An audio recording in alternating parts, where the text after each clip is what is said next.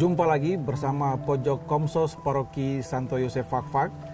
Hari ini kita akan berdiskusi dengan salah satu tokoh muda Katolik yang saat ini menjabat sebagai Wakil Ketua MRP Provinsi Papua Barat. Dia adalah abang senior terkasih kami, Bapak Sirilius Adopak, SEMM.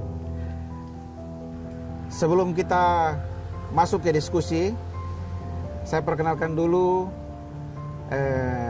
Nen Sirilius Adopak SEMM yang populernya di Fakfak itu orang panggil dengan Nen Sera. Selamat siang Nen Sera. Ya, selamat siang. Selamat siang. Kabar baik ya? Ya, sehat. Nen, terima kasih sudah hadir di Pojok Komsos Paroki Santo Yosef Fakfak. Mungkin kalau ada pepatah mengatakan bahwa tidak kenal maka tak sayang, Nen Sera bisa memperkenalkan diri secara singkat kepada sahabat-sahabat Komsos di seluruh tanah air, sehingga lebih mengenal Nen Sera sebagai seorang pribadi. Silakan Nen. Iya, baik. Terima kasih rekan-rekan Komsos se-Indonesia, khususnya Paroki Santo Yosef Fakfak Papua Barat. Saya Sirilius Adopak. Jabatan keseharian untuk sementara saya sekarang adalah Wakil Ketua MRP Papua Barat periode 2017-2022. Kurang lebih masih 1,5 tahun lagi menjabat sebagai Wakil Ketua MRP. Mungkin itu sementara. Oh, siap. Jadi jabatan saat ini Nen Sera adalah sebagai Wakil Ketua MRP. Kita banyak dengar tentang MRP, Majelis Rakyat Papua. MRP kebetulan hanya ada di Provinsi Papua dan Papua Barat. Yang pasti sahabat Komsos ini kan ada dari Sabang sampai Merauke. Nen Sera bisa jelaskan kita apa itu MRP dan tugas-tugas pokok MRP di Provinsi Papua dan Papua Barat? Baik, memang agak unik sedikit dalam tatanan berbangsa dan bernegara, lalu dalam struktur ketatanegaraan itu di Papua dan Papua Barat itu agak sedikit lain ya, agak sedikit lain dengan rekan-rekan di provinsi lain di bangsa dan negara ini. Tapi ya MRP memang lahir karena memang desakan masyarakat sesuai dengan tuntutan orang asli Papua, sehingga lahirlah untuk undang-undang otonomi khusus, di mana dalam undang-undang otonomi khusus salah satu penjabaran dari pasal-pasal di dalamnya adalah memberikan atau mengakomodir suatu lembaga yang tugas pokok kesehariannya adalah bagaimana memperjuangkan perlindungan terhadap hak-hak keseluruhan dasar orang asli Papua. Ya, maka lembaga itu adalah Majelis Rakyat Papua atau MRP. Kita tahu MRP cuma ada di Papua, namun dengan pemekaran Papua Barat maka harus dibuat lagi, dilahirkan lagi MRP Papua Barat. Nah, mungkin demikian. Oke, siap. Jadi Nen Sera ini sebagai Wakil Ketua MRP Papua Barat dari Dapil, itu dari Dapil ya Nen? Jadi di dalam di MRP itu tidak berdasarkan Dapil, tetapi berdasarkan keterwakilan. Ada keterwakilan adat, perempuan dan agama. Oh ya. Kebetulan di dalam MRP dari jumlah 42 anggota untuk Papua Barat, saya menjadi keterwakilan dari agama Katolik, ya. Di mana kita agama Katolik dengan diberikan kuota 2 kursi. 2 kursi. Ya, saya bersama teman yang satu yaitu Pak Pius Mutomri. Pak Pius Mutomri ya. Kebetulan Pak Pius Mutomri dari Bintuni, saya kebetulan dari Fakfak. Oke, jadi Sobat Komsos dimanapun berada, Nen Sera ini adalah keterwakilan dari representasi umat Katolik di Papua Barat. Papua Barat. Oke, terkait dengan Katolik, Nensera sendiri sebagai tokoh muda Katolik terkait dengan adalah sosok yang sekarang lagi memimpin di MRP. Dari kacamata Nensera sendiri, bagaimana perkembangan Katolik di Papua Barat dan khususnya di Fak-Fak? Ya, jadi kalau kita lihat perkembangan terutama organisasi pemuda-pemuda, baik di teman-teman di Muslim, di Kristen dan Katolik, kita lihat yang cukup populer karena memang sering diangkat dan didiskusikan teman-teman di Kristen dan Muslim. Kita di Katolik kurang begitu terekspos ya, kurang begitu terekspos. Sebenarnya itu yang membuat sampai beberapa tokoh muda Katolik yang juga bagus, baik di karir di pemerintahan, di politik dan lain-lain, itu tidak muncul kelihatan, karena mungkin kurang terekspos. Itu satu. Yang kedua, memang kita juga Katolik memang harus kita akui bahwa dalam hal pengembangan diri, berorganisasi dan lain-lain, kita kalah jauh.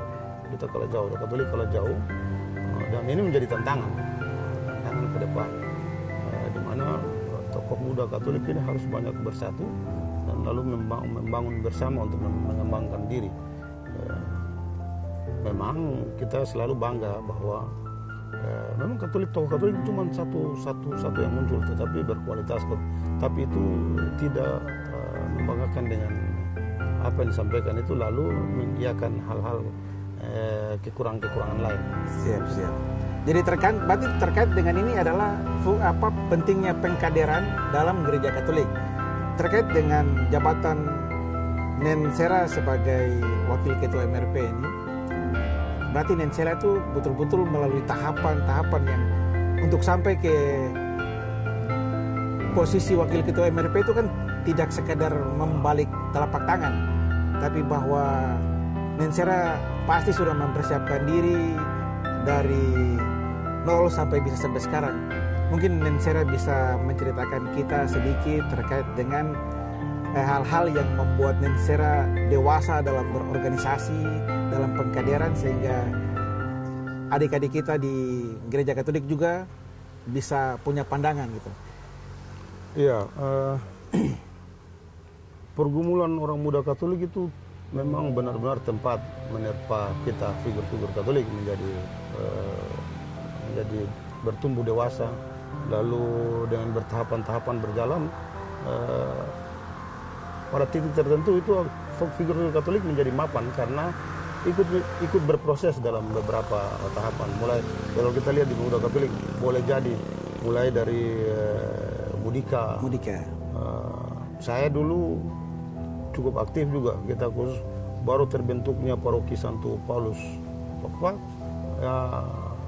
belum terbentuk, tapi kita mulai dari praparoki itu sudah di Mudika Santo Paulus, lalu SMA, kebetulan SMA dulu di asrama, mungkin diterpa juga dengan kata metode pola pendidikan Katolik itu berpola asrama.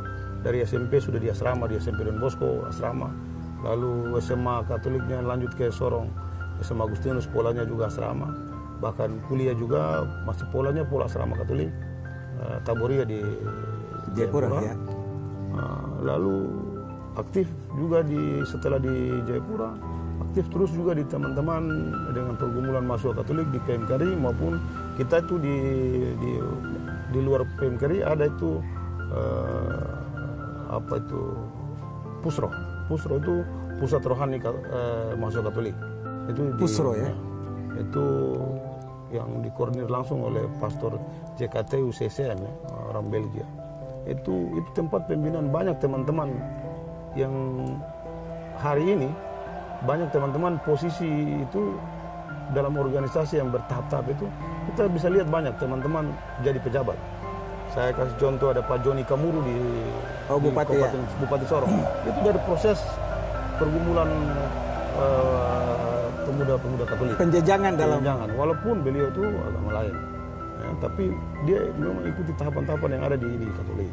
Lalu Pak Pit Kasio di Bintuni, Ya. mantan wakil bupati kita terdahulu Pak Donatus Mendikni, lalu Pak Gabriel Asem di Amrao, Pak wakil bupati Maibrat almarhum Pak Paskalis Simunya. Itu semua kalau mulai rentetannya dari asrama SMP Don Bosco Fakfak. Oh, siap. SMP Don Bosco Fakfak, SMA Agustinus Sorong. Lalu kembali ke Fakfak pada tahap dulu metode pemilu pertama kali dengan undang-undang pemilu pertama dengan metodenya penyelenggara pemilu pertama di OKPU, sempat di KPU 5 tahun, lalu di Bawaslu 3 tahun lebih. Dari jenjang-jenjang organisasi yang diikuti mungkin ini juga membuat pertumbuhan pemahaman organisasi ya. Ya ini semakin cukup baik, kalau cukup baik. Sehingga pada saat ada rekrutmen anggota MRP Papua Barat, saya mencoba untuk masuk dan puji Tuhan itu direspon baik oleh Bapak Posko. Respon baik oleh Bapak Posko, lalu Bapak Posko merekomendasikan kami itu hampir ada 15 orang untuk mengikuti proses selanjutnya. Sampai terakhir sesuai dengan peraturan gubernur untuk setiap lembaga pengutus mengutus 2 kali kuota untuk diberikan. Lalu kami Katolik itu kuotanya 2 kursi, Bapak Uskup merekomendasikan 4. Nanti Bapak Gubernur memilih 2 dari 4. Lalu masuk ke MRP. Kalau kita lihat dengan kuota MRP dari 42 anggota, 42 anggota itu Muslim 2 kursi, Katolik 2 kursi. Dan kalau kita lihat teman-teman yang Kristen itu mengambil 38 kursi. Jadi kalau membagi suara itu saja, kalau mau membagi suara, lalu berdasarkan pembagian suara, lalu menetapkan posisi-posisi pimpinan, itu Katolik dan Muslim tidak bisa dapat. Karena mereka 36 suara dibagi 3 itu masih unggul dari 22 suara ini. Tetapi karena itu saya mungkin dari pengalaman itu lalu kemampuan yang saya yakin bahwa itu kemampuan yang ada itu memang lahir karena tempan-tempan tadi itu, tahapan-tahapan yang diikuti baik. Sehingga memang kalau kita lihat di mana-mana figur Katolik memang sekali menonjol tidak terlalu ini, tapi pasti bermanfaat. Dan itu disukai, di mana-mana disukai. Sehingga ya teman-teman yang dari komunitas lain memilih juga.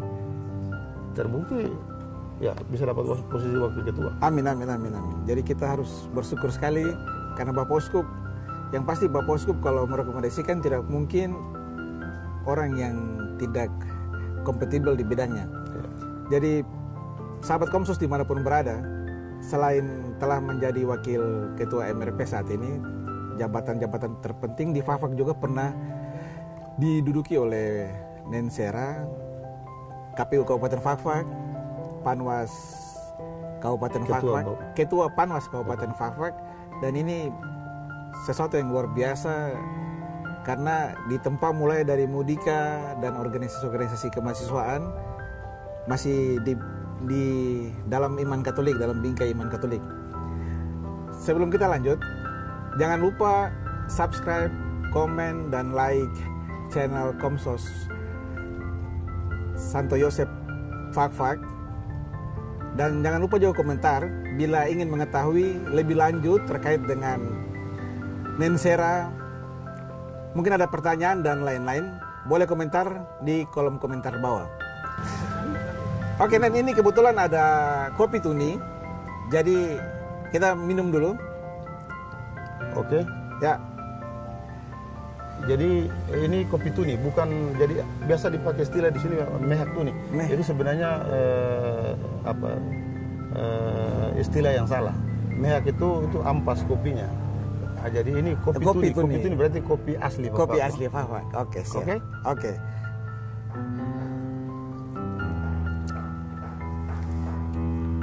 Sahabat Komsos Santo Yosep Fak-Fak dimanapun berada, salah satu kearifan lokal masyarakat Baham adalah kopi tuni. Tapi karena pergeseran akhirnya sering disebut mehak. Mungkin kita bisa dapat penjelasan sedikit terkait dengan kopi tuni, mehak dari Nen Sera. Ya, jadi di mana-mana tempat semua tempat itu pasti punya kearifan lokal masing-masing. Dan kearifan lokal itu sesungguhnya itu cuma alat sebenarnya, alat mediasi sebenarnya. Apakah itu dengan yang maha kuasa atau leluhur dan lain sebagainya. Tidak lebih dari itu. Hanya memang masing-masing daerah punya caranya sendiri-sendiri dengan alat-alat mediasinya masing-masing. Kebetulan di Fak-Fak ada itu kopi, tapi kopi asli Fak-Fak. Cara raciknya juga beda. Lalu ada tembakau. Di sini bilang mahituni, tembakau negeri. Lalu ada sirih pinang dan lain-lain. Mungkin itu. Siap. Jadi kalau kita bahas terkait dengan kopi tuni ini bisa butuh waktu panjang sekali. Jadi sahabat Komsos dimanapun berada, kalau ke Fak-Fak jangan lupa minum kopi tuni, jangan lupa kenal adat istiadat Kabupaten Fak-Fak. Jadi kenapa sampai saya panggil Nen Sera? Jadi mungkin di sini kita bisa jelaskan sedikit juga ya. Jadi sapaan Nen untuk orang Baham itu bagaimana? Ya, sapaan Nen itu berarti yang dianggap yang tua atau kakak begitu. Kalau Nan itu kakak dari untuk laki-laki, sedangkan Nan itu yang dianggap tua atau kakak perempuan untuk seorang yang perempuan. Jadi Nen. Kebetulan kebanyakan ada dipanggil saya Nen Sera. Nama sesungguhnya Sirilus, tapi populer memang di sini panggil Sera. Nen Sera. Siap. Oke, Nen Sera. Jadi terkait dengan harapan Nen Sera terhadap generasi muda Katolik mendatang, mungkin Nen punya harapan-harapan untuk.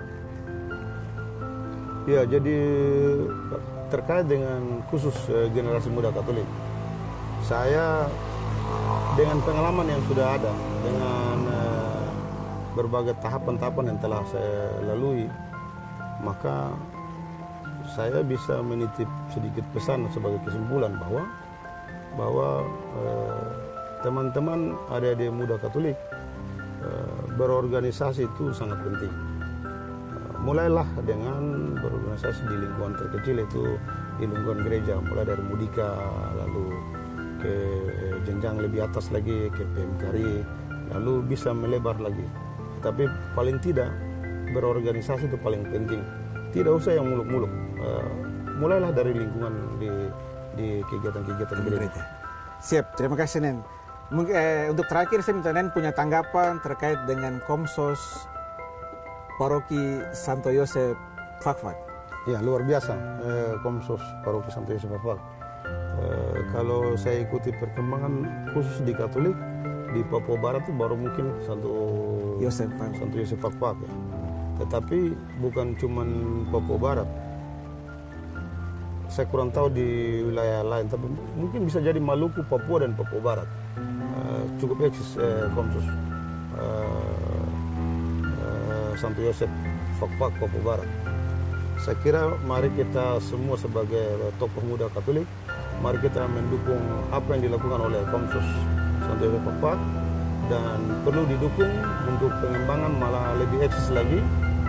Semua itu kan untuk membesarkan nama besar kita semua, tetapi lebih khusus bagaimana pemuda Katolik berperan dalam perkembangan terkini.